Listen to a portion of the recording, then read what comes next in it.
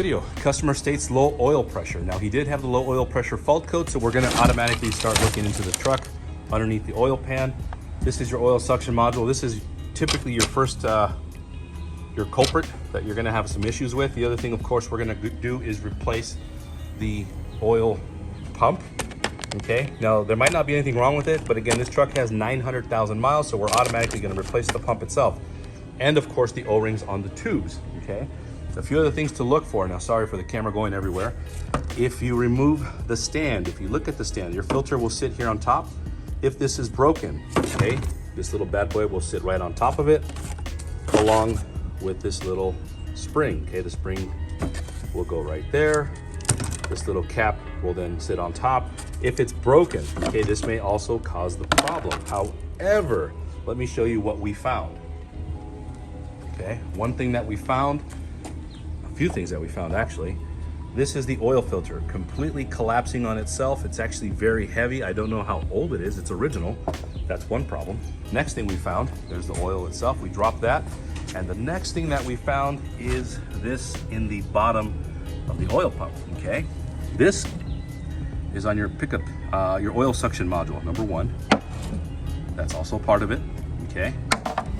You have a spring, and we've got a bunch of other little things in here. We have this bolt, not sure where that goes. Maybe that does belong inside there. Oops, sorry about that.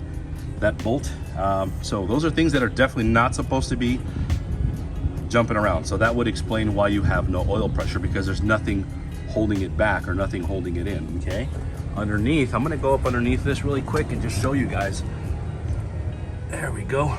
Let's take a look. See that big piece missing there? That would definitely explain why your oil pressure took a shit on you.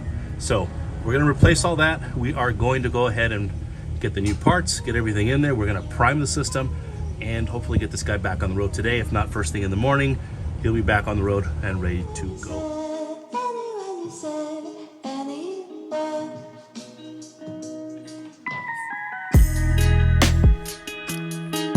So I want to just quickly show you the differences on the suction module. This is off of an older one, like a 2009, 2010, and then they switched it up and they went to something like this, all plastic.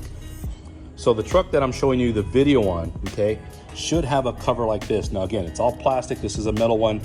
The idea is still the same thing. So you see this on here, okay? If I flip it over, there's the internal check valve, right?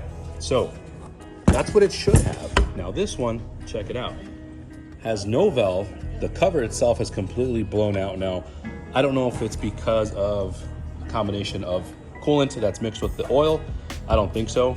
It could be the filter itself because it was collapsing, pressure, combination of things, or it just simply failed. Again, these are all plastic now, okay? They don't make them like this anymore. I don't believe you can use this, or they're not interchangeable. So again, completely blown out. If I flip it over, okay, this is your tubes. You have your two pickup tubes, right? This one heads over to the pump, and then this one returns from the pump. Now again, check it out.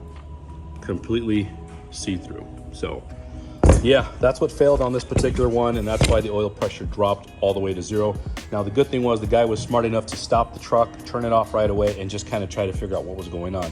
Now obviously he's not going to figure out what's going on if he doesn't remove the oil pan, but your best bet, if it turns off for low oil pressure, shut it down and figure out what's going on right away. If you try to run it or thinking I'm just going to increase the RPMs with the pedal, obviously you're not going to get the oil you're needing, because the oil is just going to be spitting out of here and you're going to lock up your engine. So again, when you get that check engine light, low oil pressure, warning going off, stop the truck immediately and figure out what the hell's going on. Call somebody, try to figure it out yourself and go from there. So again, I just wanted to show you the quick differences between the defective and more or less what it should look like. Again, this one's metal, plastic combo, and then they upgraded and switched to an all plastic setup.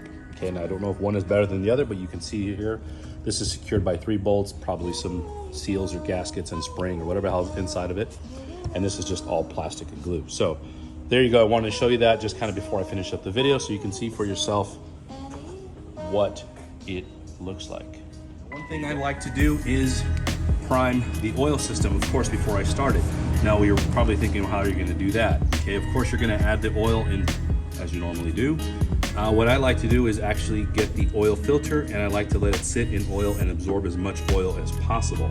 That way when I insert it into the module, seal it all up, I have oil there. We're also going to be priming the system, again, to ensure that we have proper lubrication before actually starting up the engine. So let me go ahead and get that going, and I'll show you guys how we prime it in a sec. ¿Dónde? No. Unfortunately, the problem is much bigger. So there's your number 6 piston, there's your number 5, and there's your coolant that's dripping down. All the others appear to be pretty decent. Sorry about that. See, they're all actually pretty good.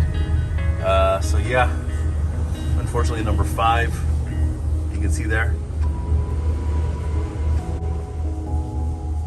There you go, my friend. So unfortunately, went from bad news to worse. Let me know what you want to do.